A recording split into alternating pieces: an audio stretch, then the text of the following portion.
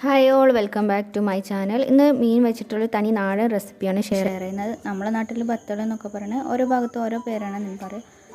നത്തോലി, കൊഴുവ എന്നൊക്കെ പറയും. പൊതുവെ നത്തോലി എന്ന് പറയും. അപ്പോൾ നമുക്ക് നത്തോലി വെച്ചിട്ടുള്ള നത്തോലി തേങ്ങ ഉലർത്തിയത് എങ്ങനെ തയ്യാറാക്കുന്നതെന്ന് നോക്കാം.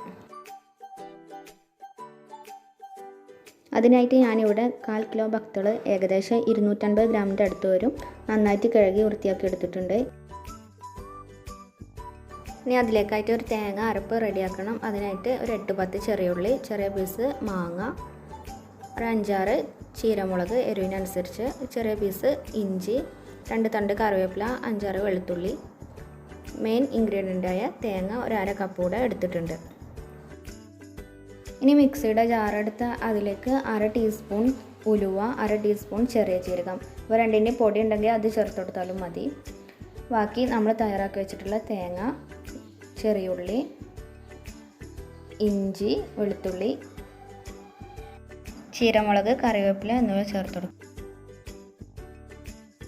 അതിൻ്റെ കൂടെ തന്നെ 1/2 ടീസ്പൂൺ മഞ്ഞൾപ്പൊടിയും അരപ്പിലേക്ക് ആവശ്യമായിട്ടുള്ള ഉപ്പും ചേർത്ത് കൊടുക്കാം. ഇപ്പോൾ എല്ലാം കൂടെ നന്നായിട്ട് ബ്ലെൻഡ് ചെയ്ത് കൊണ്ടുവന്നിട്ടുണ്ട്. ഇതുപോലെ ചതച്ച രൂപത്തിലാണ്, ഒരുപാട് പേസ്റ്റ് പോവാതെ നോക്കണം. ഇനി അത് മീനിലോട്ട് ചേർത്ത് കൊടുക്കാം. ഇനി നേരത്തെ കട്ട് ചെയ്ത് വെച്ച പച്ചമാങ്ങയും കറിവേപ്പിലയും കൂടെ ഇതിലോട്ട് ചേർത്ത് കൊടുത്ത് കൈ വെച്ചിട്ട് തന്നെ നന്നായിട്ട് മിക്സ് ചെയ്തെടുക്കാം. ഒരിക്കലും പ്രസ് ചെയ്ത് ഉടഞ്ഞു പോകുന്ന രൂപത്തിൽ മിക്സ് ചെയ്യരുത്. ഇനി മീനിലോട്ട് ആവശ്യത്തിനുള്ള ഉപ്പും ചേർത്ത് കൊടുത്ത് 2 മിനിറ്റ് അടച്ചു വെച്ച് നന്നായിട്ട് കുക്ക് ചെയ്തെടുക്കാം. നേരത്തെ നമ്മൾ തേങ്ങാക്കൂട്ടിലേക്കുള്ള ഉപ്പ് ചേർത്ത് കൊടുത്തിട്ടുണ്ടായിരുന്നുള്ളൂ.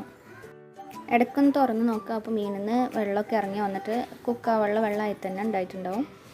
വീണ്ടും അടച്ചു വെച്ച് 2 മിനിറ്റും കൂടെ കുക്ക് ചെയ്തെടുക്കാം.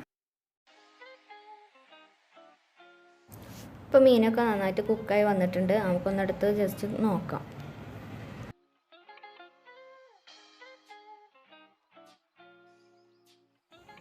മീനിൻ്റെ ഉൾഭാഗമൊക്കെ നന്നായിട്ട് തന്നെ കുക്കായി വന്നിട്ടുണ്ട്. ഇനി ഒന്നുമില്ല, അവസാനമായിട്ട് അതിലേക്ക് 2 ടീസ്പൂൺ പച്ച വെളിച്ചെണ്ണ കൂടെ ചേർത്ത് കൊടുത്ത് നമുക്ക് സെർവ് ചെയ്യാം.